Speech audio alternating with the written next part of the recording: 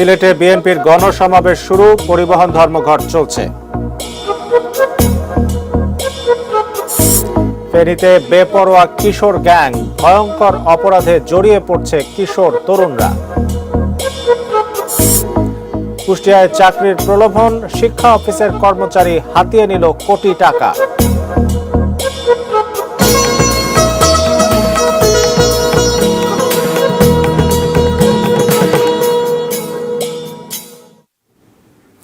ATN news দেখছেন। আমন্ত্রণ জানাচ্ছি দেশের খবরে। এতক্ষণ শুনছিলেন সংবাদ শিরোনাম, এবারে বিস্তারিত। নির্ধারিত সময়ের ৩ ঘন্টা আগেই সিলেটে শুরু হয়েছে বিএনপির গণসমাবেশ। মঞ্চে বক্তব্য দিচ্ছেন বিএনপি ও অঙ্গ সহযোগী সংগঠনের নেতাকর্মীরা। সকাল 11টায় সিলেটের চৌহাট্টা এলাকার আলিয়া মাদ্রাসা মাঠে কোরআন তিলাওয়াত এবং মোনাজাতের মধ্য দিয়ে শুরু হয় গণসমাবেশ। খালেদা জিয়ার নিঃশর্ত মুক্তির দাবি সহ নেতাকর্মীদের বিভিন্ন স্লোগানে মুখরিত সমাবেশ স্থল। কাল রাত থেকেই বিভিন্ন জেলা উপজেলা থেকে প্ল্যাকার্ড, ব্যানার এবং ধানের শীষ নিয়ে বড় বড় মিছিল নিয়ে মাঠে হাজির হন নেতাকর্মীরা। অপ্রীতিকর পরিস্থিতি এড়াতে সতর্ক অবস্থানে রয়েছে আইন শৃঙ্খলা রক্ষাকারী বাহিনী। নগরীর বিভিন্ন মোড়ে টহল দিচ্ছে তারা।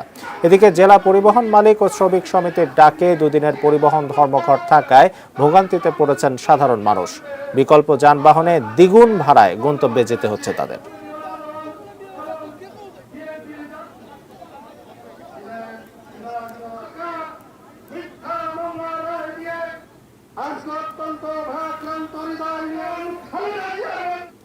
এদিকে তথ্য ও সম্প্রচার মন্ত্রী ডক্টর হাসান মাহমুদ বলেছেন, বিএনপি সমাবেশ ডাকলে পরিবহন মালিক শ্রমিকরা আতঙ্কে থাকে বলে তারা ধর্মঘট ডাকে। সকালে চট্টগ্রামের পোলো গ্রাউন্ড মাঠ পরিদর্শন শেষে তিনি দাবি করেন, পরিবহন ধর্মঘটের সঙ্গে সরকারের কোনো সম্পর্ক নেই। বিএনপি যখন সমাবেশ ডাকে তখন বাস ট্রাকের উপর হামলা করে, জনগণের সম্পত্তির উপর হামলা করে, সেই জন্য তারা ধর্মঘট ডাকে। সুতরাং এটার সাথে তো সরকারের কোনো সম্পর্ক নেই। তাদেরকে ধন্যবাদ দিতে হবে, আজ পর্যন্ত একটি পটকাও তাদের জনসভায় ফুটে নাই। আমাদেরকে তারা জনসভা করতে দেয় নাই। আওয়ামী লীগ অফিসের সামনে 2 পাশে কাঁটাতারের বেড়া দিয়ে রাখতো এবং সেখান থেকে আমরা বেরোতে পারতাম না। দর্শক, গাজীপুর মহানগর আওয়ামী লীগের সম্মেলন চলছে রাজবাড়ী মাঠে। এই মুহূর্তে সেখানে আছেন আমাদের সহকর্মী মোহসেন কবির। আমরা সরাসরি যুক্ত হচ্ছি তার সঙ্গে। মোহসেন, কি অবস্থা দেখছেন সেখানে? সর্বশেষ পরিস্থিতিটা একটু জানাবেন।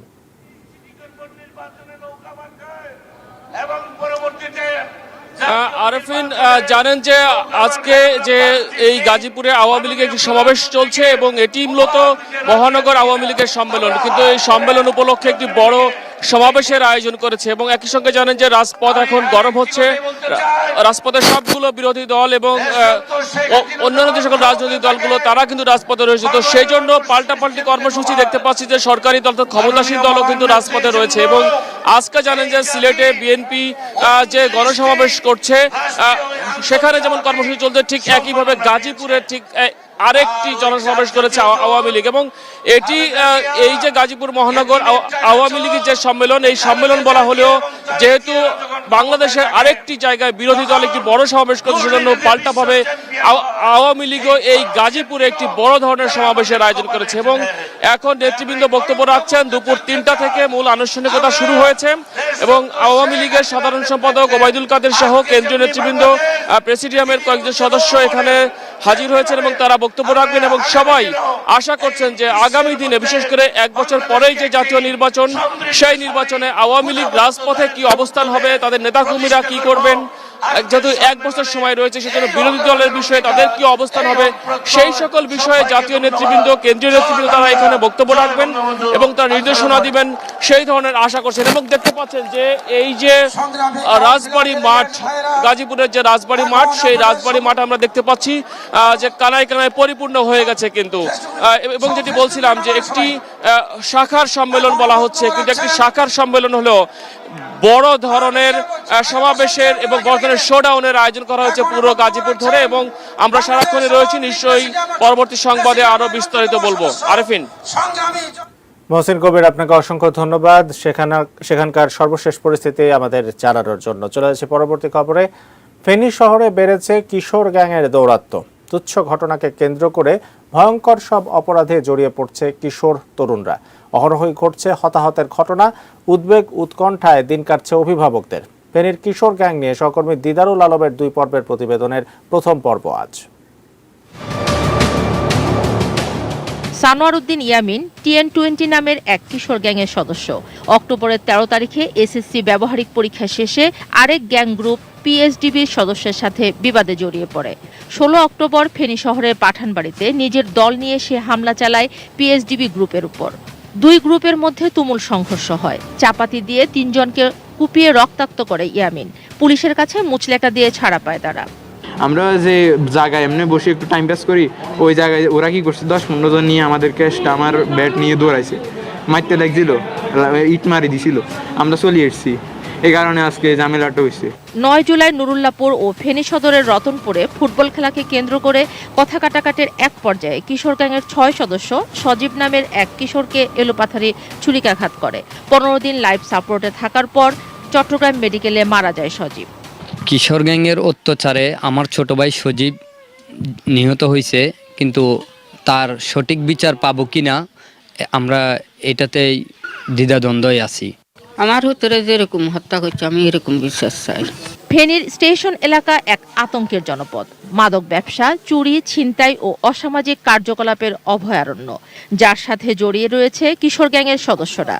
মাদক পরিবহনে বাধা দেওয়ায় গত 7 অক্টোবর রাতে লিয়াকত আলী নামের রেল পুলিশের এক সদস্যকে কুপিয়ে জখম করে তারা।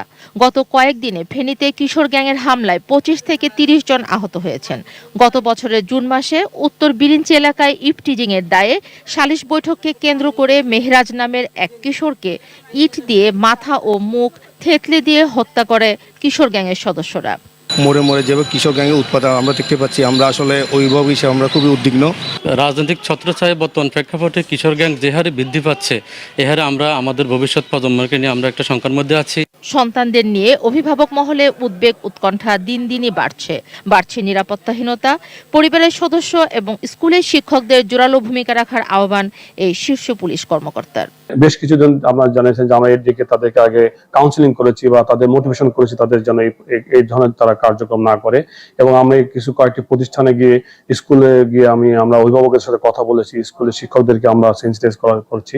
তারপর প্রাথমিক এই কাজগুলো করছি এবং যেখানে আমাদের কাছে তথ্য আসে যে ধরনের কোনো ছেলেরা বসে আছে বা আড্ডা দিচ্ছে বা গ্যাদারিং, আমরা সেখানে পুলিশ পাঠিয়েছি এবং তাদেরকে সেখান থেকে বুঝিয়ে শুনিয়ে তাদেরকে পাঠিয়ে দিচ্ছি।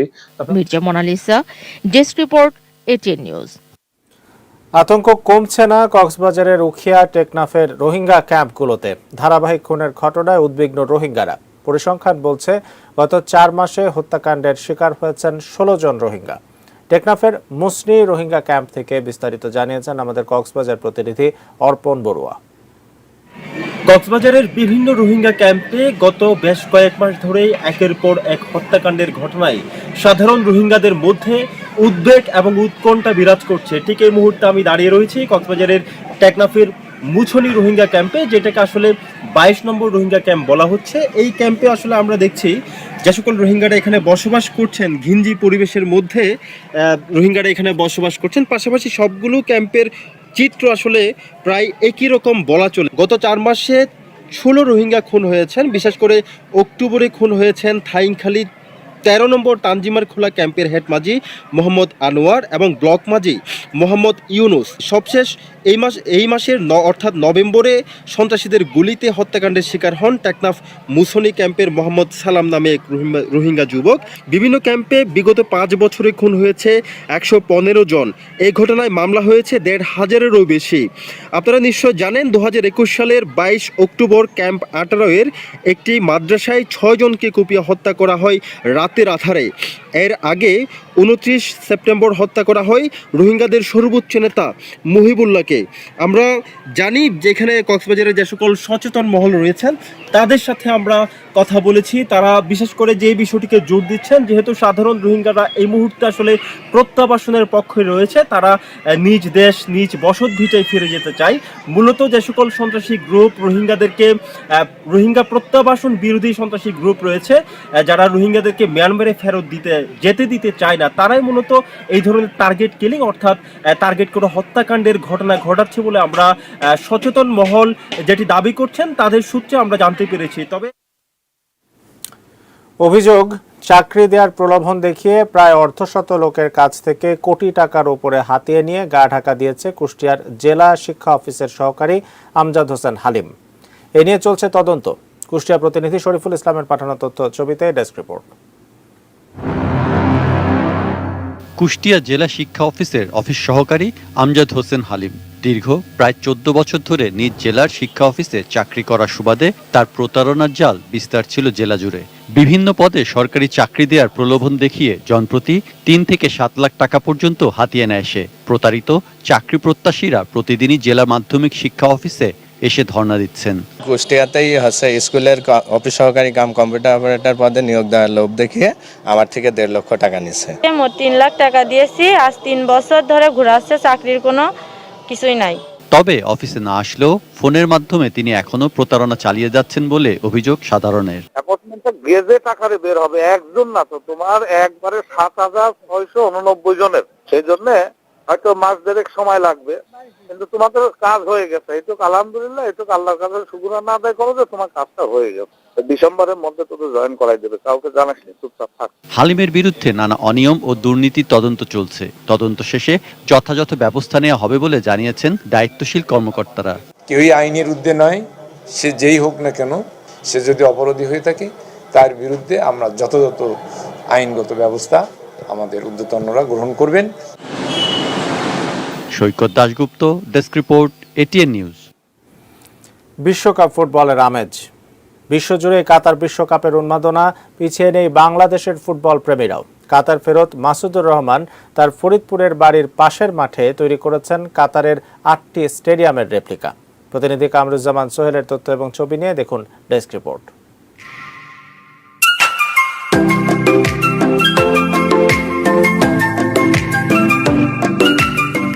কাতার প্রবাসী মাসুদুর রহমান, তাকে ঘিরে আছে বিশ্বকাপ ফুটবল। কাতারে তিনি বিশ্বের বৃহত্তম ফুটবল আসরের প্রস্তুতির উন্মাদনা দেখেছেন। তাই দেশে ফিরে কাতারের আবহ তৈরি করেছেন নিজের গ্রামেই। ফরিদপুরের পৌর সদরের ভাজনডাঙ্গা হাসপাতালের পাশের মাঠে মাসুদ তৈরি করেছেন বিশ্বকাপ স্টেডিয়ামের রেপ্লিকাগুলো। স্টেডিয়াম তৈরিতে মাসুদ খরচ করেছেন 5 লাখ টাকা। বাঁশ, কাঠ, প্লাস্টিক, পিভিসি পাইপ ও পাটখড়ি দিয়ে করা হয়েছে সম্পূর্ণ কাজ। রেপ্লিকাগুলো তৈরিতে তাকে সহায়তা করেছেন এলাকার যুবকরা।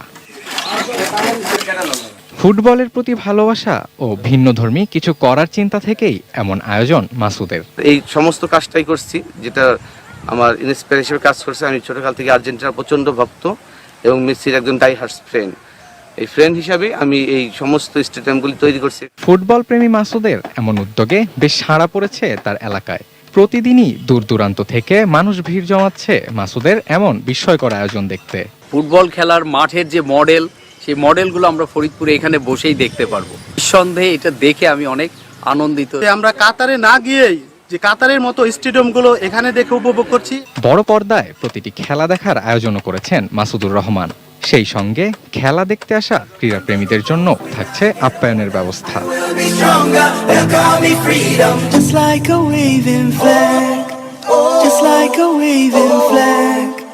Sheikh Tanvir Hasan Arif, sports desk, ATN news. 2022 সালের বিশ্বকাপ ফুটবলকে স্মরণীয় করে রাখতে ফেনীর আর্জেন্টিনা সমর্থকরা 2022 ফুট পতাকা নিয়ে শহরের পাইলট হাই স্কুল থেকে র্যালি করছেন। ফেনীর সেই র্যালি থেকে যুক্ত হচ্ছেন আমাদের সহকর্মী দিদারুল আলম। দিদারুল, একটা উন্মাদনা বিশ্বকাপ নিয়ে সব জায়গাতেই আছে, বাংলাদেশও ব্যতিক্রম নয়, এবং ফেনীতে একটা অভাবনীয় বলা যায় একটা প্রচেষ্টা। কেমন দেখছেন, কি দেখছেন, সে পরিস্থিতি একটু জানাবেন। আরফিন, আমি এই মুহূর্তে রয়েছি ফেনীর ওয়াদা মাঠে। আসলে কিছুক্ষণ আগেই যারা আর্জেন্টিনা প্রেমী রয়েছেন তারা আজকে ফেনী পাইলট স্কুলের মাঠ থেকে তারা 2022 সালের কাতার বিশ্বকাপকে স্মরণীয় করে রাখতে 2022 ফিটের একটি পতাকা বানিয়ে ফেনী শহরের বিভিন্ন সড়ক তারা প্রদক্ষিণ শেষে এখন এসে ওয়াবদার মাঠে শেষ হয়েছে। তাদের এখানে তাদের একটা মেসেজ ছিল। তারা বলছেন যে সকল যারা আর্জেন্টিনা প্রেমী এবং বিভিন্ন দলে সাপোর্ট করেন তারা যেন কেউ অতি উৎসাহী না হয় এবং তারা সুশৃঙ্খলভাবে তারা একটি র্যালি করে তারা দেখিয়ে গিয়েছেন। এবং আমরা শুধু এই র্যালি দিয়ে শেষ না, কিন্তু এই শহরে এরকম আনাচে কানাচে অনেকগুলো ঘটনা জড়িয়ে পড়েছে যেটি আর্জেন্টিনাকে সাপোর্ট করতে গিয়ে নিজের 4 হাত পা হারিয়েছেন একজন আব্দুল মতিন, যিনি আসলে ফ্ল্যাগ লাগাতে গিয়েই তিনি তার এই কারেন্টের শর্ট লেগেই তার হাত পা হারিয়েছিলেন। আপনার এই ঘটনাটি কিভাবে ঘটেছিল? আমার ঘটনা ঘটেছিল 2014। আমি আগে এটা পরে বলি, আগে আমি আমাদের এত সুন্দর একটা আয়োজন করার জন্য আমি আমাদের ফ্যানের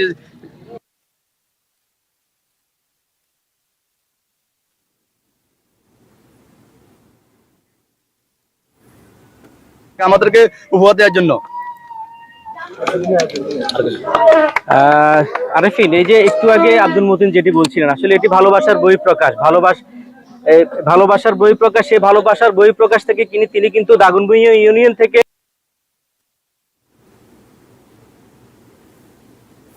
দিদারুল আলম, আপনাকে অসংখ্য ধন্যবাদ। একটা দারুণ উদ্যোগ ফেনীর সমর্থকেরা নিয়েছেন, সেখান থেকে আমাদের সঙ্গে যুক্ত হয়ে জানানোর জন্য। দর্শক, দেশের খবরে একটা ছোট্ট বিরতি নিচ্ছি, সঙ্গেই থাকুন।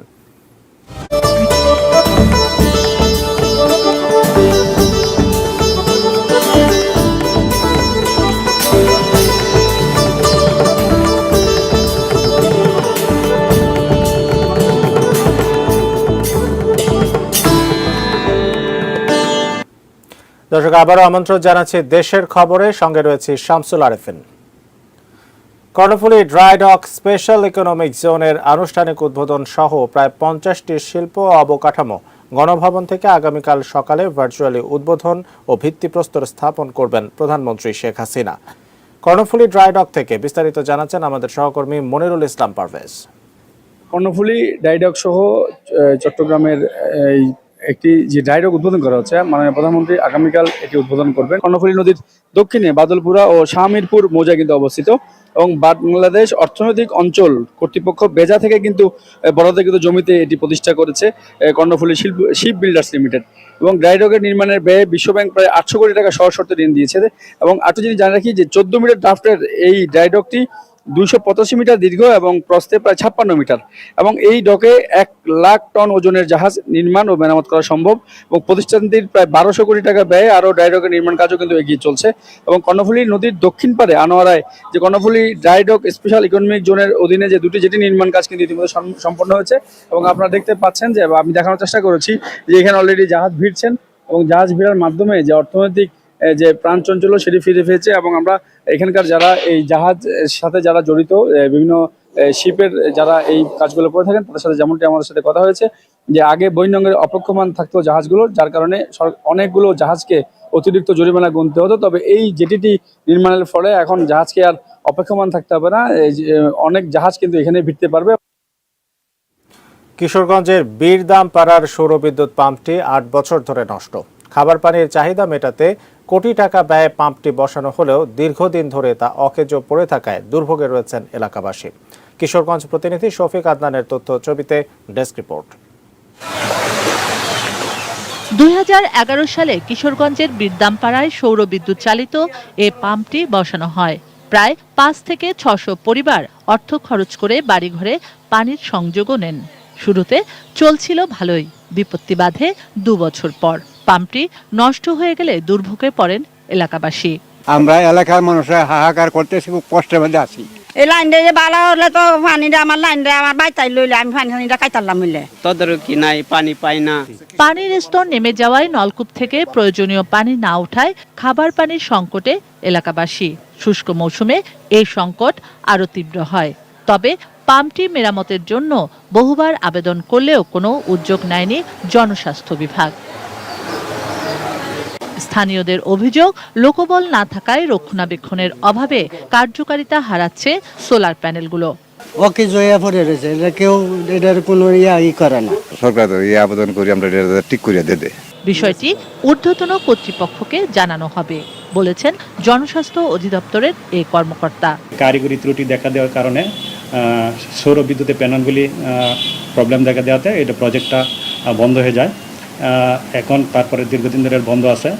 এখন যদি এলাকাবাসী সেটা সৌর বিদ্যুতের মাধ্যম ছাড়া যদি বৈদ্যুতিকের সাহায্যে পরিচালনা করতে চায়, এলাকাবাসী যদি আমাদের কাছে আবেদন করেন তাহলে আমরা সেই আবেদনগুলি আমাদের সংশ্লিষ্ট অধিদপ্তরে আমাদের প্রধান প্রকৌশলী মহোদয়ের কাছে প্রেরণ করে ফেলব। পাম্পটি সৌর বিদ্যুতে ফিরিয়ে আনা সম্ভব না হলেও বিদ্যুতে রূপান্তর করে চালু করার দাবি জানিয়েছেন এলাকাবাসী। শুক্লা সরকার, ডেস্ক রিপোর্ট, এটিএন নিউজ। দর্শক, দেশের খবরে এই ছিল সর্বশেষ। এতক্ষণ আমাদের সঙ্গে থাকার জন্য ধন্যবাদ।